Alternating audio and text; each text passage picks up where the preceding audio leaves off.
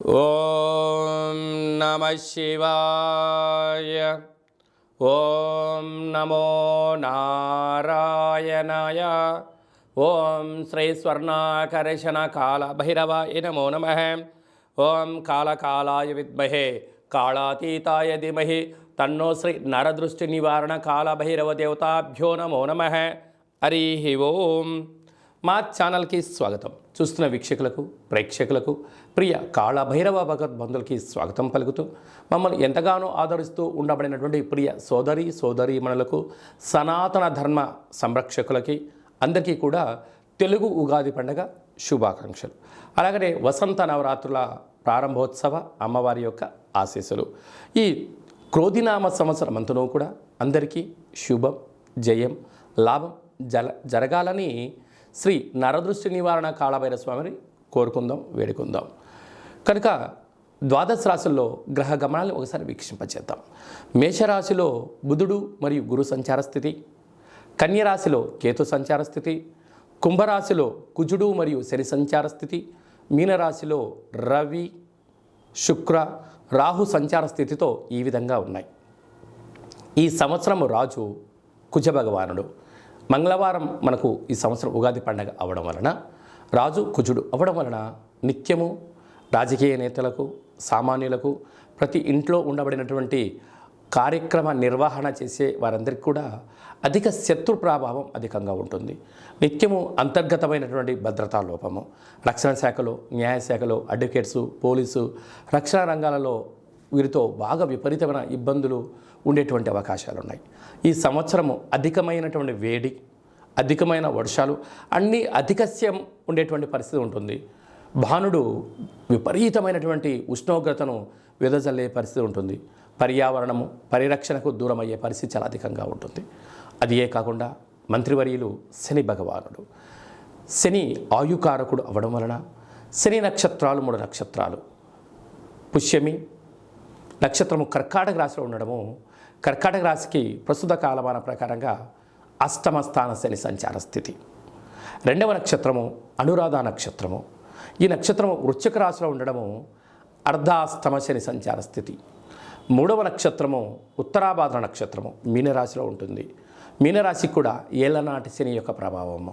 అంటే శని భగవానుని యొక్క తీవ్రత ఈ సంవత్సరము చాలా అధికంగా ఉంటుంది. మంత్రివర్యులు అవ్వడం వలన రాజు ఆజ్ఞాపిస్తాడు, మంత్రి పరిపాలన అధ్యక్షత నిర్వహణ చూస్తాడు. కనుక ఈ సంవత్సరము అనేక రకాలమైనటువంటి వ్యాధులు, ఇబ్బందులు, చోర భయం, తస్కరణ భయం, నదీ ప్రయాణాలు, అగ్ని ప్రమాదాలు, అనేకమైనటువంటి స్వయం కృప అపరాధంతో జరిగే పరిస్థితి చాలా అధికంగా ఉంటుంది. కనుక ఇలాంటి కాల సమయంలో ఈ సంవత్సరం అంతనూ కూడా శని భగవానుని యొక్క ఆశీస్సులు, మంత్రి ఆశీస్సులు మనకు కలగాలి అన్నట్లయితే ప్రధానంగా ఒక వ్యక్తి తన ఎంత బరువు అయితే ఉంటాడో అంత బరువు కలిగినటువంటి ఉప్పును తులాభారంగా చేసుకొని, ఆ ఉప్పును శివలింగ ఆకారంగా ఏర్పాటు చేసుకొని, రుద్రుడి యొక్క నమ్మకాన్ని, శని యొక్క మూలమంత్రాన్ని సంపుటీకరణ చేసుకుంటూ జలంతో ఆ యొక్క శివలింగానికి, అంటే ఉప్పుతో చేసిన శివలింగానికి అభిషేకం చేసుకోవడం వలన నీటితోనే ఉప్పు మరణిస్తుంది, నీటితోనే తయారవుతుంది. కనుక సమస్యలు సమసిపోతాయని చెప్పి గమనించాలి. ఈ ఒక్క చిన్న రెమెడీ కార్యక్రమం చేసుకుందాం. శని భగవాన్ యొక్క ఆశీస్సులు పొందుదాం. శ్రీ క్రోధినామ సంవత్సరంలో అందరము ప్రశాంత, సుఖవంతమైన, ఆనందకరమైన, ఆరోగ్యకరమైనటువంటి జీవితాన్ని పొందుదాం. కుంభరాశి వారికి తెలుగు ఉగాది పండుగ దగ్గర నుంచి ఎలా ఉండబోతుందో ఈ వీడియోలో సవివరంగా, సంపూర్ణంగా తెలుసుకుందాం.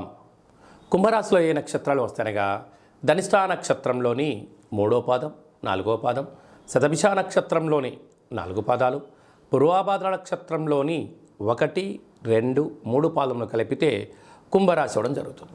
చాలామందికి పుట్టినటువంటి కాల సమయంలో డేటా ఆఫ్ బర్త్లో లేనటువంటి కారణం వలన పేరు యొక్క మొదటి అక్షరాన్ని అనుసరిస్తూ ఆ రాశిని తెలుసుకునే ప్రయత్నం చేద్దాం. గు, గే, గో, సా, సి, సు, సే, సో, ద అక్షరాల వారందరూ కూడా కుంభరాశి జాతకులే. కుంభరాశి యొక్క అధిపతి శనేశ్వర స్వామివారు. వీరికి ఏళ్ల నాటి శని మధ్యమ సంచార స్థితి జరుగుతున్న విషయం తెలిసినటువంటిదే. 9వ తారీఖు నుండి 15వ తారీఖు వరకు పుట్టినటువంటి వారందరూ కూడా ముందస్తుగా జన్మదిన శుభాకాంక్షలు.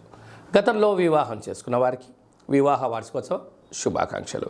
వీరికి రాశిలోనే కుజశని సంచార స్థితి, 2వ స్థానంలో రవి శుక్ర రాహు సంచార స్థితి, తృతీయంలో బుధగురు సంచార స్థితి, అష్టమంలో కేతు సంచార స్థితి ఉండడం కారణం వల్ల గళగళ పారుతున్న గోదావరిలాగా కుంభరాశి వారి యొక్క జీవితం చాలా అద్భుతం, ఆనందమయం, సుఖవంతమైన జీవితం.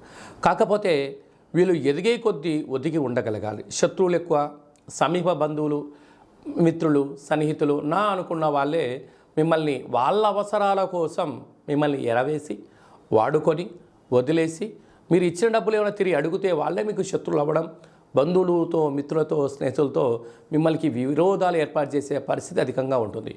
ఆదాయ వ్యయాలు అద్భుతంగా ఉంటాయి. కాకపోతే నిద్రలేని రాత్రులు గడపడం, ఉన్న దాంట్లో ఆనందం కన్నా ఏదో కష్టపడి పైకి వెళ్ళి ఇంకొక మెట్టి ఎదుగుదామనుకుంటున్న సమయంలో నీ వాళ్ళే నీకు అంతర్గత శత్రువులుగా ఉండే పరిస్థితి ఉంటుంది. అలాగే సాఫ్ట్వేర్ ఉద్యోగస్తులు, హార్డ్వేర్ ఉద్యోగస్తులు, సినిమా వాళ్ళు, సంగీత విద్వాంసులు, వ్యవసాయ సోదరీమణులు, గృహ భవన నిర్మాణ కార్యక్రమం చేసే వాటిలోకి మంచి అవకాశాలు అని చెప్పి గమనించాలి. వీరికి ఏలనాటి శని యొక్క ప్రభావం, ధనస్థానంలో రాహు సంచార స్థితి ఉండడం వలన మీరు ఎంత బరువు అయితే ఉంటారో అంత బరువు కలిగిన ఉప్పును తులాభారంగా ఏర్పాటు చేసుకొని అలాగా ఆ ఉప్పుతో శివలింగాకారంగా ఏర్పాటు చేసి ఆ ఉప్పుతో నీటితో శివుడి యొక్క మూలమంత్రాన్ని, శని యొక్క మంత్రాన్ని, రాహు యొక్క మూలమంత్రాన్ని సంపుటీకరణ చేస్తూ రుద్రాభిషేకం మీరు చేసుకుంటున్నట్లయితే నీటితోనే ఉప్పు పుడుతుంది, నీటితోనే ఉప్పు మరణిస్తుంది. కనుక అలాంటి కార్యక్రమాన్ని మీరు చేసుకోగలిగినట్లయితే శని ప్రభావత తగ్గి భూ సమస్యలు, కోర్టు సమస్యలు, ఆరోగ్య సమస్యలు తొలగిపోయి అనుకుంటున్న అన్ని విజయం మీ సొంతం అవుతుందని చెప్పి గమనించాలి. ఈ సంవత్సరము ఇంకనూ మనం విజయం సాధించగలగాలి అన్నట్లయితే రాజు కుజుడు అవ్వడం వలన మనకు వీలైనంత వరకు ఒక్కొక్క నెలలో 4 మంగళవారాలు ఉంటాయి. అలాగా సంవత్సరానికి 52 మంగళవారాలు మనకు వస్తాయి. కనుక వీలైనంత వరకు మంగళవారం ఉదయం 6 నుండి 7 గంటల వరకు కుజహోర జరుగుతూ ఉంటుంది. అలాంటి కాల సమయంలో మౌనం, కుజుడికి మంత్రం ఆరాధన చేయడం వలన, ఎరుపు బొత్తులతో దీపం వెలిగించడం వలన మనకు యోగదాయకం అని చెప్పి గమనించాలి. అలాగా రుణ సమస్యలు, రోగ సమస్యలు, కోర్టు సమస్యలు, అలాగా రక్షణ శాఖతో నిత్యము వాహన ప్రమాదాలు లాంటివి జరుగుతూ ఉన్నట్టయితే ఒక మంగళవారం పూట అంటే మాసంలో ఒక్కరోజు ఒక ఎరుపు క్లాత్లో ఒక దోషుడు అన్నాన్ని వండి అందులో పోసి, ఒక దోషుడు కుంకుమను పోసి ఎర్రగా ముద్ద కట్టి వాటిపైన 7 ఎర్రటి ఒత్తులు వెలిగించి దిష్టి తీసి ప్రవహించే నీటిలో కానీ తెల్ల జిల్లెడు వృక్షం మొదల్లో వేయడం వలన అంగారకుడి యొక్క ఆశీస్సులు కలిగి రుణ సమస్యలు, రోగ సమస్యలు, కుజ సమస్యలు, సంతానం లేని సమస్యలు తొలగి అన్నింటా విజయం కలిగి అంగారకుడి యొక్క ఆశీస్సులు ఉంటాయని చెప్పి గమనించాలి.